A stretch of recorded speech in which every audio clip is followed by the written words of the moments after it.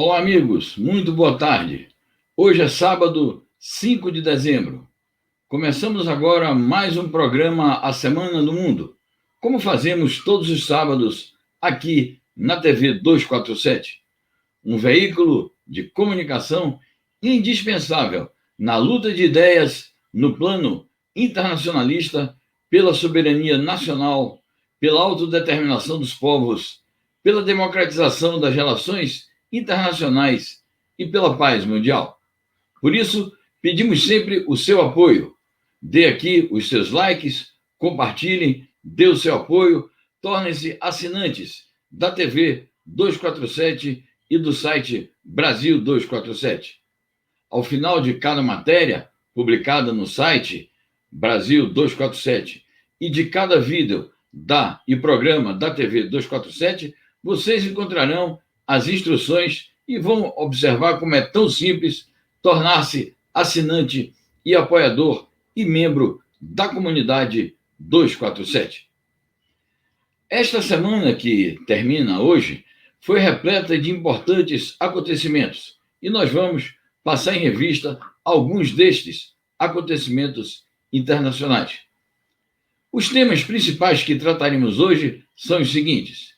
Primeiro, as eleições na Venezuela estão marcadas para amanhã, domingo, 6 de dezembro.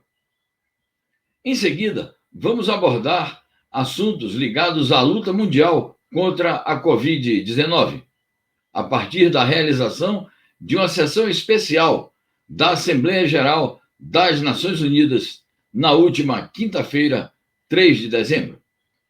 Vamos trazer também para vocês atualizações sobre a ilha revolucionária Cuba Socialista, com notícias atualizadas sobre os últimos acontecimentos naquele país. E, finalmente, vamos trazer também atualidades sobre a República Popular da China e sua luta contra a pobreza e pelo desenvolvimento do socialismo com peculiaridades chinesas. Neste domingo, amigos, a Venezuela irá às urnas.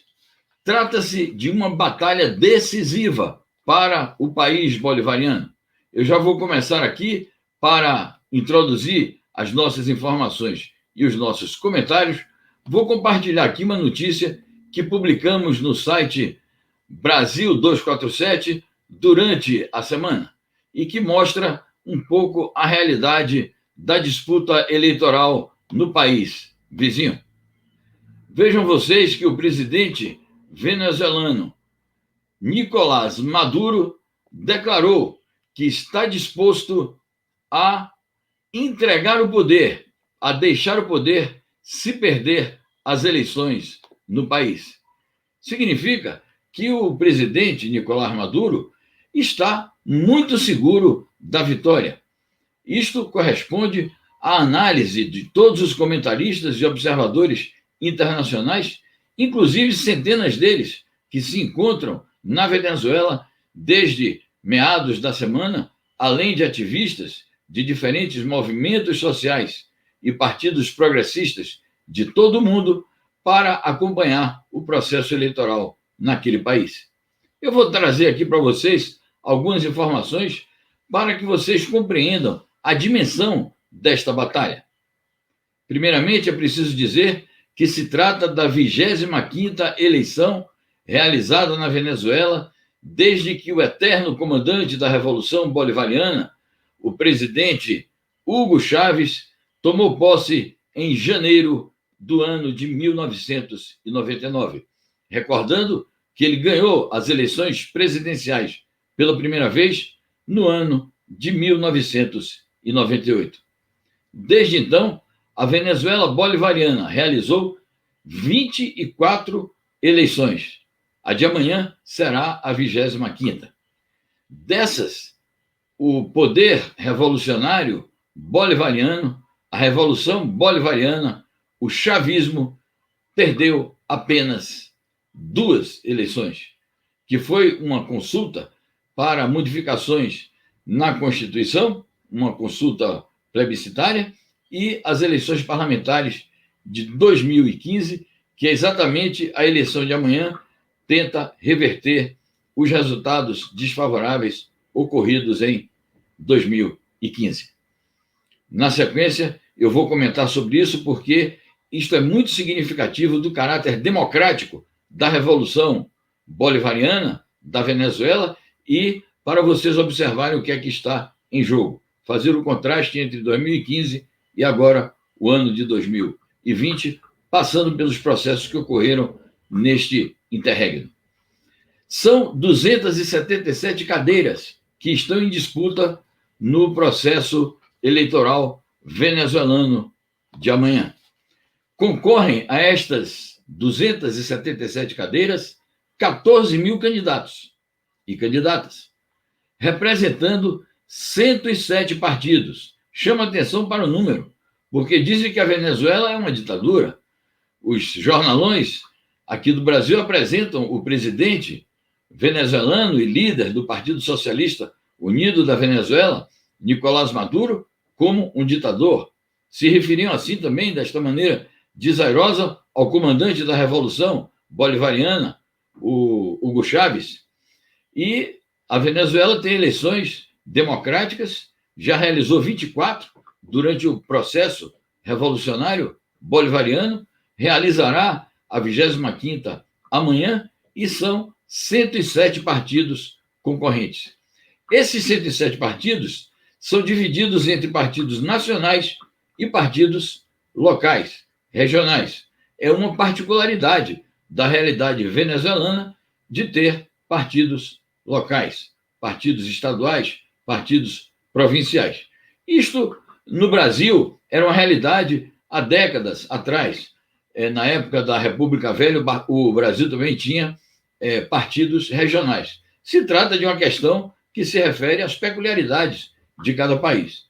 O fato é que, desses 107 partidos, entre eles partidos nacionais e partidos locais, nada menos, amigos, que 98 são partidos de oposição. E entre esses 98 partidos de oposição, muitos são de direita e centro-direita. Muitos se opõem à Revolução Bolivariana. Muitos querem afastar o presidente Nicolás Maduro da presidência da República, mas não por métodos golpistas. Eles querem derrotar o presidente Nicolás Maduro, derrotar o PSUV e substituir essa força política no poder, além dos seus aliados, do grande polo patriótico, pela via eleitoral. Então, são 98 partidos de oposição ao chavismo, de oposição ao bolivarianismo. Isto mostra muito bem a falsidade das classificações que fazem centros imperialistas internacionais sobre o caráter do sistema político venezuelano. Como que seria uma ditadura um país que assegura eleições livres com a participação de tantos partidos, inclusive de partidos da oposição, inclusive partidos de direita? Porque a Venezuela é um sistema político de esquerda, revolucionário, anti-imperialista. Então, é uma arbitrariedade, é uma falsidade classificar esse sistema político como ditatorial. Quero lembrar e enfatizar que apenas a força política do falso presidente, do presidente fake, aquele que se autoproclamou presidente por ordem de Donald Trump, esse João Guaidó, apenas a força política ligada a ele, que é uma força de extrema-direita e pró-americana, pró-imperialista, antipatriótica, antinacional, está decidido a boicotar o processo. Já proclamou que vai boicotar o processo. Já proclamou antecipadamente que não vai reconhecer o resultado eleitoral. Inclusive está dizendo, eu continuo deputado, eu vou continuar deputado. Ora, como que ele vai continuar deputado se ele não vai concorrer às eleições e ele não vai ser eleito? E correspondendo a esta posição reacionária, essa posição antipatriótica do João Guaidó, nós temos a posição do governo Trump, que está no seu acaso, está no fim do mandato, que também já proclamou antecipadamente que não vai reconhecer os resultados da eleição venezuelana, além da União Europeia, que sempre também tem defendido posições contrárias à soberania Nacional do país bolivariano. Dizem que não vão reconhecer as eleições e já proclamaram antecipadamente que se trata de uma fraude. Quero aqui, meus amigos, enfatizar o seguinte: por que essa eleição de amanhã é importante? Essa eleição de amanhã é importante exatamente para tentar reverter um quadro que foi criado em 2015, quando a direita formou maioria na Assembleia Nacional, que é como se chama o parlamento venezuelano, que é um parlamento unicameral, é apenas uma Câmara, lá não tem Câmara e Senado. É bom também notar que, como sinal de que o governo do presidente Nicolás Maduro é um governo democrático, na própria noite daquele domingo, no dia de dezembro de 2015, quando foi anunciado o resultado eleitoral e que o PSUV, que é o partido do governo, o partido do Maduro e seus aliados tinham perdido a eleição, imediatamente reconheceram a derrota e reconheceram a vitória das forças de direita. E nada fizeram para impedir a posse da então Assembleia Nacional. Nada fizeram para impedir o exercício daquela maioria parlamentar que se constituía na eleição de dezembro de 2015. Mas vamos observar aqui a sequência dos acontecimentos. Naquela altura, tornou-se presidente da Assembleia um homem da direita venezuelana chamado Ramos Alup. Este homem, em nome da Assembleia Nacional, em nome do Parlamento Nacional, proclamou que em 6 meses o presidente Nicolás Maduro seria derrubado. Já transcorreram 5 anos e o presidente Nicolás Maduro continua à frente dos destinos da Venezuela. Qual foi a sequência dos acontecimentos depois desta proclamação? Foram tumultos, foram atos de subversão da ordem, de violência contra a ordem pública, contra o patrimônio público, contra a vida das pessoas, contra sedes de governos locais, contra sedes dos partidos aliados da Revolução Bolivariana. Um processo bastante violento, com barricadas nas ruas, interrupção de tráfego, uso mesmo indiscriminado da violência para provocar uma contra-revolução na Venezuela. Depois, o presidente Maduro se elege no ano de 2018 e no início de 19, ele toma posse em janeiro de 19, e, de novo, o imperialismo estadunidense, mais os seus aliados internacionais, fomentaram a crise na Venezuela, tiraram do bolso do colete esse João Guaidó, que já tinha se transformado em presidente da Assembleia, sucedendo aquele Ramos Alup, e disse: nós não reconhecemos o resultado da eleição presidencial e, de acordo com a Constituição, se não há reconhecimento de resultado, segundo eles, o cargo está vago, então eu, João Guaidó, proclamou ele, me autoproclamo presidente interino da Venezuela. E seguiu-se uma grande crise política, procuraram internacionalizar essa crise, a Organização dos Estados Americanos interveio nos assuntos a favor dos golpistas, tentaram de diferentes maneiras invadir o país com aquela chamada operação de entregar uma ajuda, entre aspas, humanitária para a Venezuela, usaram o território do Brasil, em Roraima, usaram o território da Colômbia, chegaram a concentrar forças na fronteira, ameaçaram invadir a Venezuela, mas as forças da política revolucionária e democrática na Venezuela, juntamente com as Forças Armadas do país e toda a capacidade de articulação do governo, foram capazes de impedir esse golpe, continuaram travando a luta no plano internacional. Houve muitas reuniões da OEA que tentaram deslegitimar o governo do presidente Maduro. Houve tentativas de fazer isso também no Conselho de Segurança da ONU, foram derrotados. Organizaram uma farsa de grupo multilateral chamada Grupo de Lima, na qual o Brasil é um dos protagonistas. Uma das reuniões, inclusive, foi o vice-presidente Mourão, para fazer provocações contra a Venezuela. Então, a importância da eleição de amanhã é exatamente esta: retirar o argumento político e jurídico que eles utilizavam de terem sido majoritários na eleição de 2015. Desta vez, tudo indica que, além da força política que o governo do presidente Maduro tem demonstrado na sua gestão à frente dos destinos do país e o respaldo que tem adquirido das massas populares, esse respaldo vai se reafirmar nas urnas e a Assembleia Nacional, o Parlamento Nacional, voltará a ter uma maioria chavista, uma maioria revolucionária, uma maioria de políticos voltados para defender os interesses do povo, para defender a soberania nacional e garantir, assim, a continuidade de um processo político que vem desde a primeira vitória do presidente Hugo Chávez em 1998.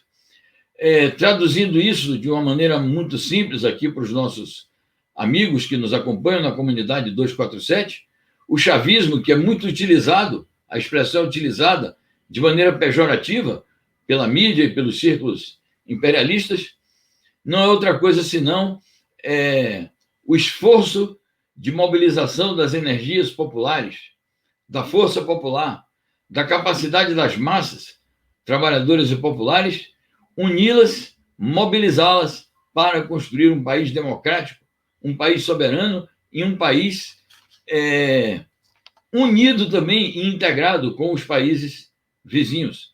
Nós nos recordamos que foi no período áureo do ciclo político progressista na América Latina, que teve Chávez e depois Maduro na presidência da Venezuela, Lula, depois Dilma, aqui no Brasil, Néstor Kirchner, depois a Cristina Kirchner, na Argentina, a Frente Ampla do Uruguai, a Frente dos Destinos do Uruguai, Cuba revolucionária, sempre, e vários outros países progressistas, a Nicarágua, o Equador, da época do Rafael Correa, a Bolívia, do Evo Morales. Foi nesse período que, inspirados exatamente na proclamação do Hugo Chávez, no chamamento do Hugo Chávez, juntamente com Fidel Castro, depois Raul Castro e Lula, foi exatamente nesse período que a América Latina conseguiu se integrar e formar assim um polo importante nesse mundo que está transitando de uma ordem unipolar para uma ordem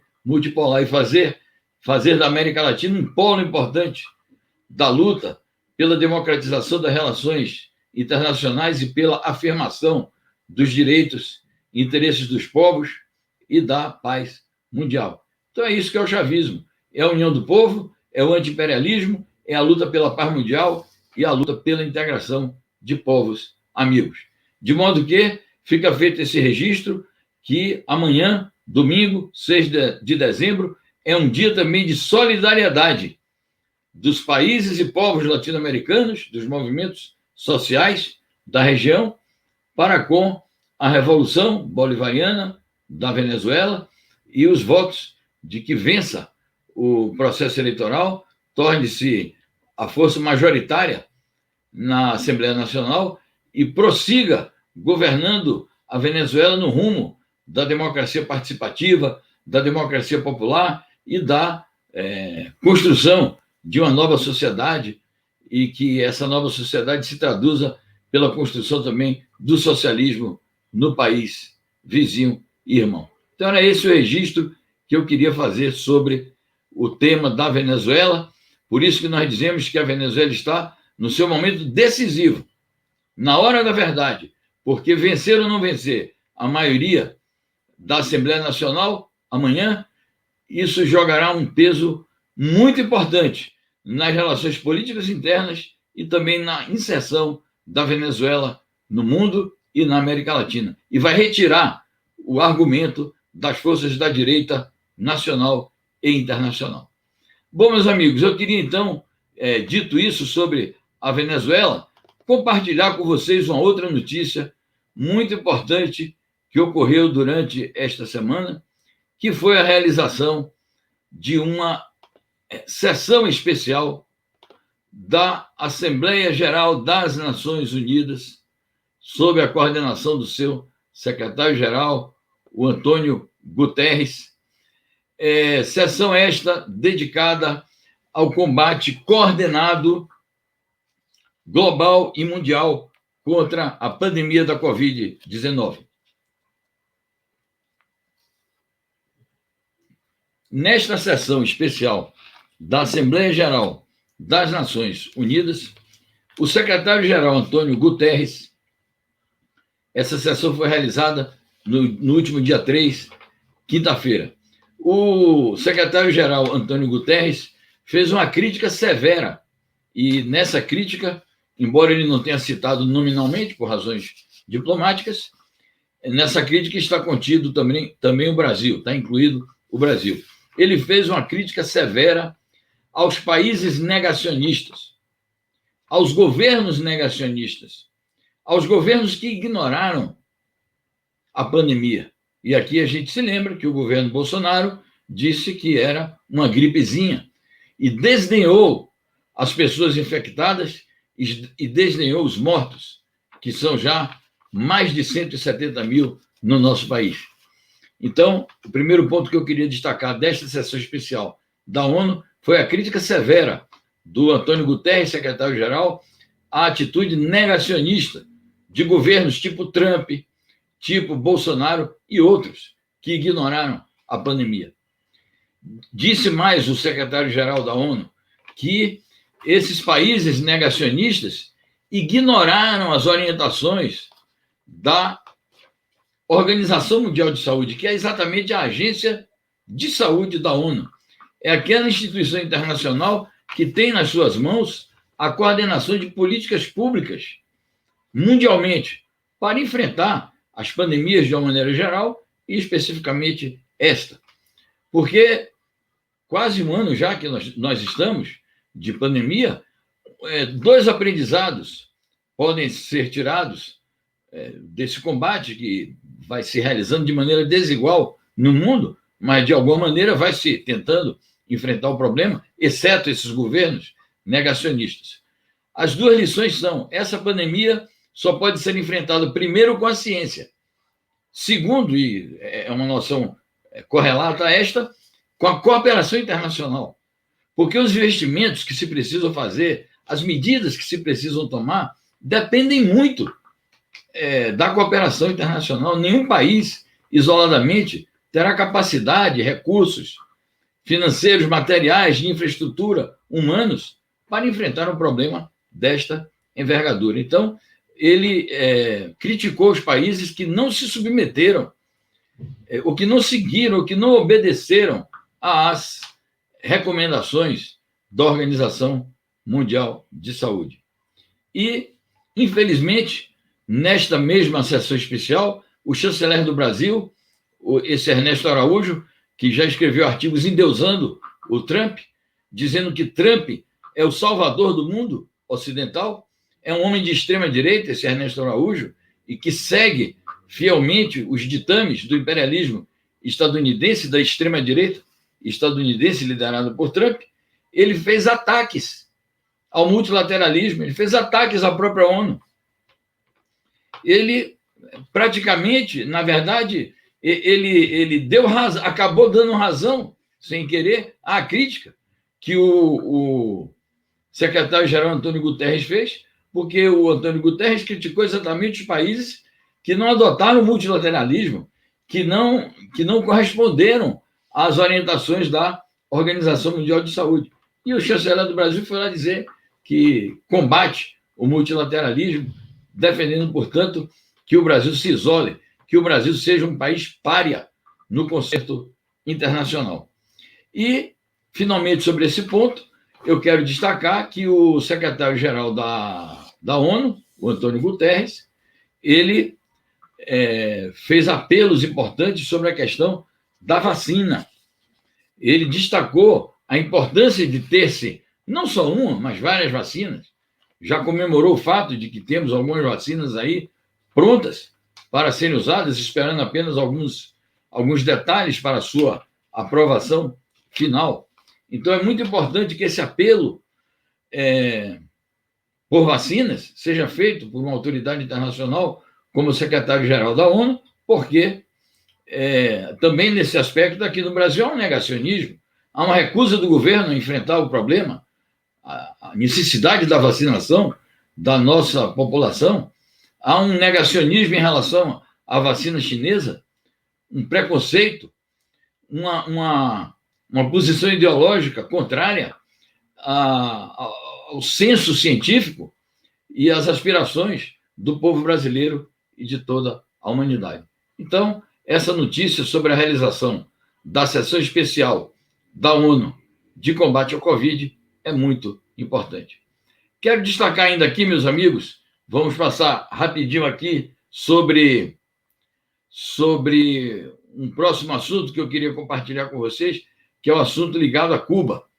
Eu queria destacar 2 assuntos ligados a Cuba que ocorreram durante a semana. Está aqui a notícia, que foi publicada no site Brasil 247. Cuba reafirma que defenderá o direito à autodeterminação contra a ingerência dos Estados Unidos. Essa notícia tem sua importância e tem o seguinte sentido. Nas últimas semanas, surgiram movimentações em Cuba, supostamente de caráter cultural, para supostamente defender a liberdade e os direitos humanos de um cidadão que se apresenta como rapper, mas que desacata as autoridades do país e que dá vivas ao presidente dos Estados Unidos, Donald Trump, dizendo que Trump é que é o seu presidente. Este homem tentou provocar um transtorno na ordem pública, desacatou as autoridades, foi preso e, por conta desse incidente, um grupo de pessoas, umas poucas pessoas, essas pessoas se reuniram numa casa, anunciaram que estavam em greve de fome pela soltura desse suposto rapper, depois fizeram ali umas manifestações minoritárias na porta do Ministério da Cultura de Cuba, numa tentativa de criar um incidente e de dar início a movimentações do tipo daquelas que são conhecidas no mundo, dos chamados golpes suaves, que de suaves não tem nada. São golpes mesmo contra as instituições democráticas e contra, sobretudo, partidos e governos de esquerda que estão no poder. Então, a tentativa de fomentar a desordem em Cuba e de criar um fato que pudesse levar a uma onda de manifestações contra-revolucionárias. Então, a chancelaria cubana detectou que os Estados Unidos apoiaram, a embaixada dos Estados Unidos apoiou essas manifestações, mandou representantes seus nesta casa onde estavam reunidos aqueles que se proclamavam em greve de fome, e dias depois disso, que saiu essa comunicação da chancelaria dizendo exatamente isso, que não admite a ingerência estadunidense nos assuntos internos de Cuba, não admite que sejam feridos os princípios da autodeterminação cubana, e rechaçou essa ingerência através de uma nota de um responsável, um dos responsáveis da chancelaria cubana, e dias depois, exatamente na última quinta-feira, também a televisão cubana transmitiu um vídeo fazendo todo um dossiê de todas as tentativas de ingerência que os Estados Unidos fizeram contra Cuba, tentativas de instrumentalizar a contra-revolução em Cuba, financiando movimentos, infiltrando agentes, infiltrando espiões e procurando, então, criar um ambiente hostil à Revolução Cubana, ao poder do governo cubano. Eis que, exatamente em meio a esta situação, eu trago aqui a informação para vocês, que é muito importante, que é a convocação do 8º Congresso do Partido Comunista Cubano. Numa reunião realizada durante esta semana pelo Birô Político do Partido Comunista Cubano, que é a força dirigente do país, então o Birô Político convoca o 8º Congresso do Partido Comunista Cubano para o mês de abril de 2021. Destaque-se que a reunião do Birô Político foi dirigida pelo primeiro secretário do partido, o general de exército Raul Castro, que é o líder máximo do Partido Comunista de Cuba. Na convocação do Congresso, afirma-se, será o Congresso da continuidade histórica da Revolução Cubana. Então, enganam-se aqueles que supõem que Cuba vai deixar de trilhar o caminho aberto pela Revolução Libertadora de 1º de janeiro de 1959, e contra a qual os Estados Unidos lutam diuturnamente, contra a qual eles tentaram infiltrar agentes, financiaram ações subversivas, tentaram praticar atos intervencionistas, fizeram a invasão da Baía dos Porcos, tentaram centenas de vezes assassinar o líder histórico da Revolução, o comandante Fidel Castro, e tentam até hoje, desde há mais de 60 anos, estrangular o país através de um odioso bloqueio econômico, comercial e financeiro.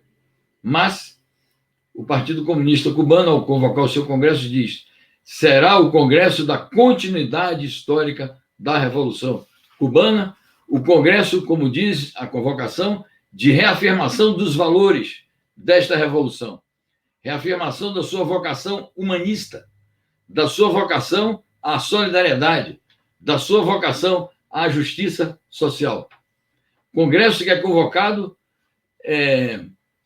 reafirmando a convicção dos comunistas cubanos de que o capitalismo e seus defensores neoliberais não têm qualquer solução para os graves problemas que assolam a humanidade, e que somente o socialismo é a saída para os problemas da humanidade, como é o caminho viável para Cuba, e que é diuturnamente reafirmado e, mais uma vez, será reafirmado no Congresso a se realizar dos dias 16 a 21 de abril do próximo ano.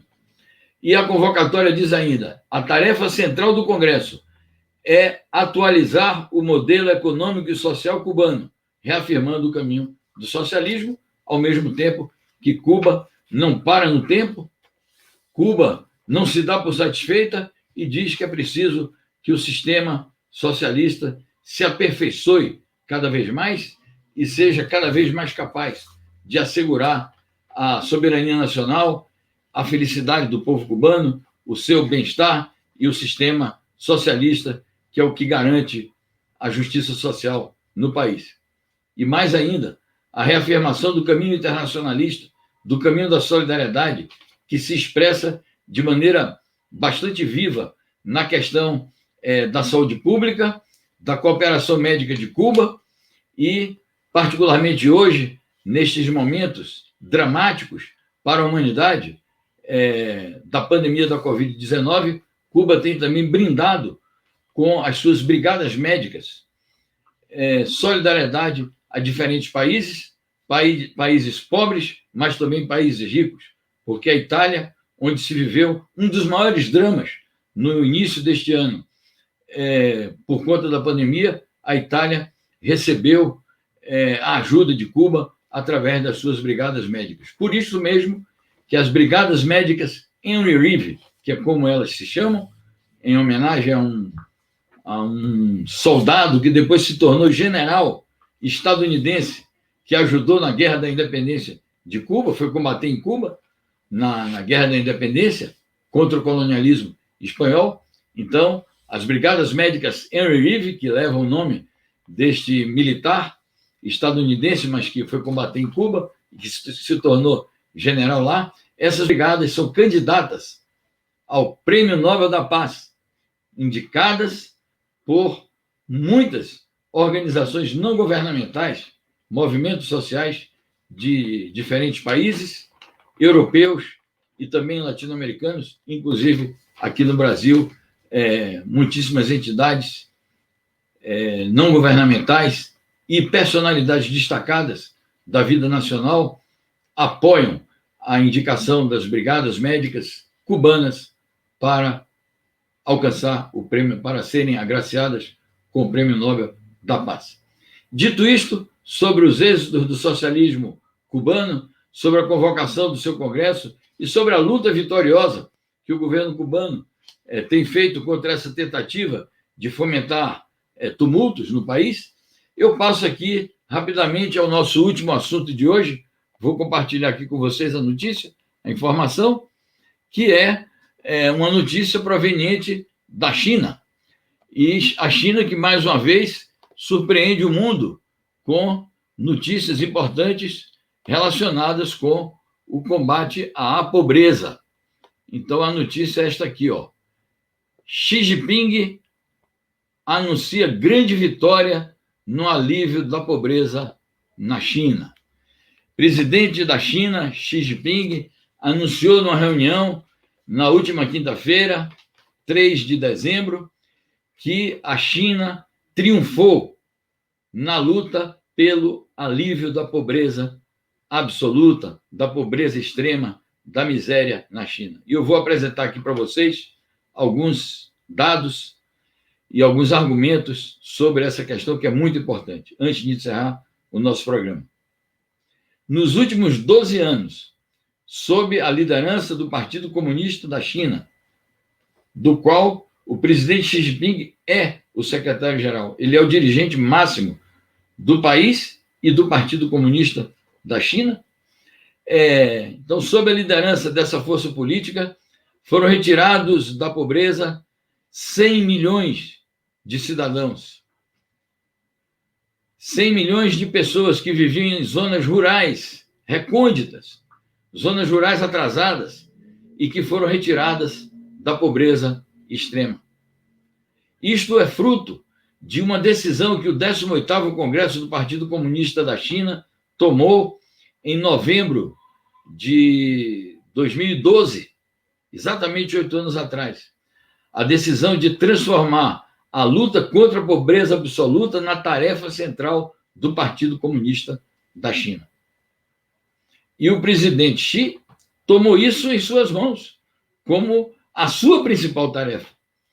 O partido destacou mais de 3 milhões de quadros das suas próprias fileiras e também das fileiras dos organismos do Estado, de empresas estatais, de diferentes instituições, para que esses quadros se deslocassem a essas regiões e eles, em nome do Partido Comunista e em nome do governo chinês, travassem in loco a batalha, tomando medidas políticas, econômicas, administrativas e das mais diversas naturezas para enfrentar este grande problema. Sob uma palavra de ordem que é muito didática sobre a natureza do sistema socialista. A palavra de ordem é o povo em primeiro lugar. E esta palavra de ordem se inspira em um princípio diretor da construção do socialismo com as particularidades chinesas na época que nós estamos vivendo, como dizem os chineses, os governantes chineses e os dirigentes do Partido Comunista, socialismo com características chinesas na nova era. O princípio de que a tarefa principal desse socialismo é assegurar o bem-estar geral da população.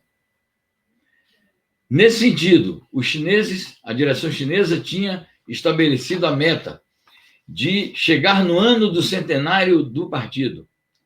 No ano de 2021, no mês de julho, o Partido Comunista da China comemora 100 anos de existência.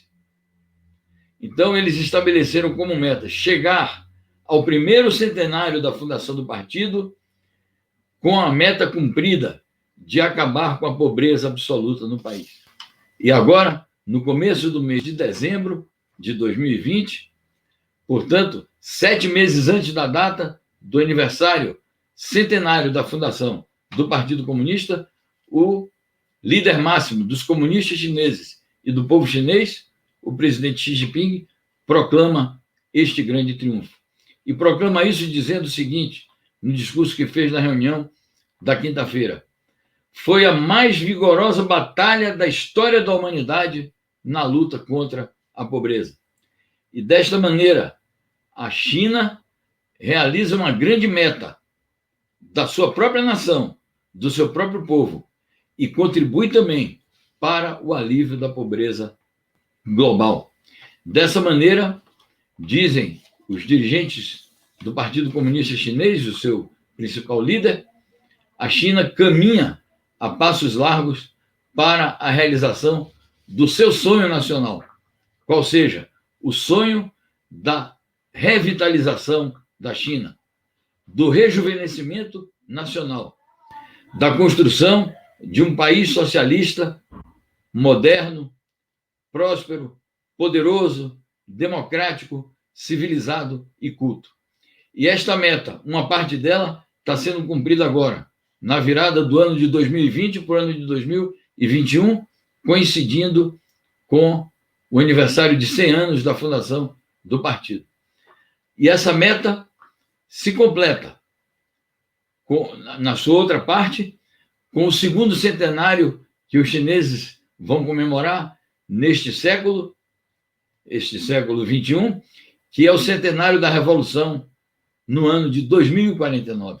Eles têm a meta de que este sonho chinês de construir um país socialista poderoso e próspero, com aquelas características que eu me referi, que, portanto, no aniversário da Revolução, em 2049, este sonho esteja realizado. Então, é uma obra admirável, é um triunfo que eu reputo como não apenas do povo chinês, não apenas da República Popular da China, não apenas do Partido Comunista Chinês, mas é o triunfo de toda a humanidade, e está o povo chinês e o Partido Comunista, o governo chinês e seu líder máximo, o presidente Xi Jinping, estão de parabéns por esta realização.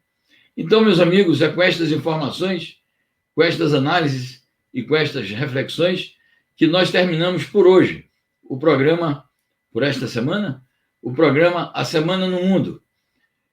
Pedindo de novo a vocês, apoiem a TV 247, porque, como vocês podem ver, com o conteúdo deste programa, mas não só, o programa também que fazemos às quartas-feiras, O Mundo Como Ele É, e as participações que temos tido no Bom Dia da TV 247, diariamente, às 7 da manhã, a TV 247 e o site 247 dão demonstrações de que constituem veículos de comunicação indispensáveis na luta por um mundo melhor. E é a isso que nós nos dedicamos e é em nome disso que nós fazemos jornalismo por aqui.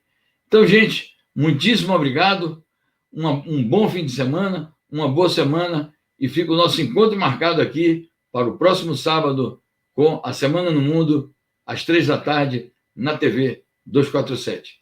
Um abraço a todos e muitíssimo obrigado.